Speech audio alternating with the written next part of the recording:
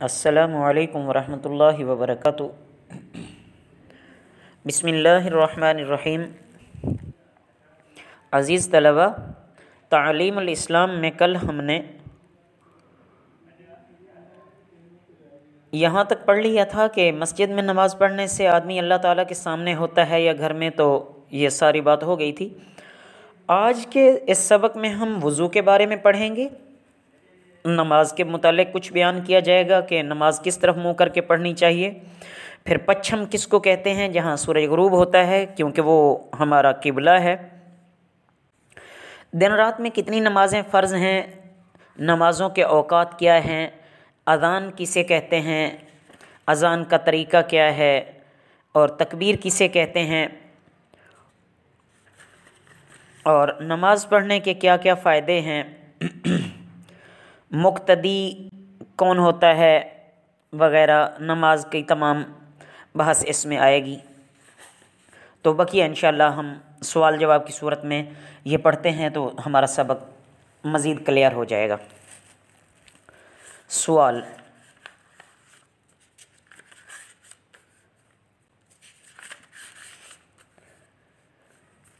نماز پڑھنے سے پہلے ہاتھ، منہ اور پاؤں دھوتے ہیں تو اسے کیا کہتے ہیں؟ جواب: اس کو وضو کہتے ہیں۔ بسا اوقات عزیز طلبہ، اس نے صاحب کتاب نے تفصیل بیان کی ہے، تو ہم تفصیل میں زیادہ نہیں جانا چاہتے، بلکہ اختصار کے ساتھ ہم جو اصل جواب ہے اسی کو ہی لے کے آخر تک چلیں گے۔ سوال: نماز میں کس طرف منہ کر کے کھڑا ہونا چاہیے؟ جواب: پچھم کی طرف۔ یہ اس نے خود بتا دیا ہے کہ جس طرف شام کو سورج جا کر چھپ جاتا ہے تو اسے پچھم کہتے ہیں۔ سوال: پچھم کی طرف منہ کرنے کا کیوں حکم دیا گیا؟ جواب: مکہ معظمہ میں اللہ تعالیٰ کا ایک گھر ہے جسے کعبہ کہتے ہیں،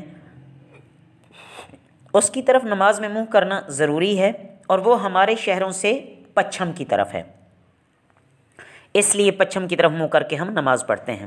سوال: جس طرف منہ کر کے نماز پڑھتے ہیں اسے کیا کہتے ہیں؟ جواب: اسے قبلہ کہتے ہیں۔ سوال: دن رات میں نماز کتنی مرتبہ پڑھی جاتی ہے؟ جواب: 5 مرتبہ پڑھی جاتی ہے۔ سوال: پانچوں نمازوں کے نام کیا ہیں؟ جواب: تو عزیز طلبہ، اس میں اوقات بھی لکھے ہیں، تو ہمیں ہر نماز کے ساتھ ساتھ اس کے اوقات بھی یاد کرنے ہیں۔ نماز فجر جو صبح کے وقت سورج نکلنے سے پہلے پڑھی جاتی ہے۔ دوسری نماز ظہر جو دوپہر کو سورج ڈھلنے کے بعد پڑھی جاتی ہے۔ تیسری نماز عصر جو سورج چھپنے سے 1.5 گھنٹے پہلے پڑھی جاتی ہے، تقریباً 1.5 گھنٹہ پہلے پڑھی جاتی ہے۔ نماز مغرب جو شام کو سورج چھپنے کے بعد پڑھی جاتی ہے۔ پانچویں نماز عشاء جو 1.5-2 گھنٹے رات آنے پر پڑھی جاتی ہے، یعنی غروب آفتاب کے بعد 1.5-2 گھنٹہ جب گزر جاتے ہیں تو اس وقت عشاء کی نماز پڑھی جاتی ہے۔ سوال: اذان کسے کہتے ہیں؟ جواب: جب نماز کا وقت آتا ہے تو نماز سے کچھ دیر پہلے ایک شخص کھڑا ہو کر زور زور سے یہ الفاظ کہتا ہے: اللہ اکبر، اللہ اکبر، اللہ سب سے بڑا ہے، اللہ سب سے بڑا ہے، اللہ اکبر، اللہ اکبر، اللہ سب سے بڑا ہے، اللہ سب سے بڑا ہے، اشہد ان لا الہ الا اللہ، گواہی دیتا ہوں میں کہ اللہ کے سوا کوئی معبود نہیں، اشہد ان لا الہ الا اللہ، اس کا بھی وہی ترجمہ ہے، اشہد ان محمد الرسول اللہ، میں گواہی دیتا ہوں کہ محمد اللہ کے رسول ہیں، اشہد ان محمد الرسول اللہ، اس کی بھی وہی ترجمہ یاد کرنا ہے۔ حی علی الصلاۃ، آؤ نماز کے لیے، حی علی الصلاۃ، آؤ نماز کے لیے، حی علی الفلاح، آؤ کامیابی کی طرف، حی علی الفلاح، آؤ کامیابی کی طرف، اللہ اکبر، اللہ اکبر، اللہ سب سے بڑا ہے، اللہ سب سے بڑا ہے، لا الہ الا اللہ، اللہ کے سوا کوئی عبادت کے لائق نہیں۔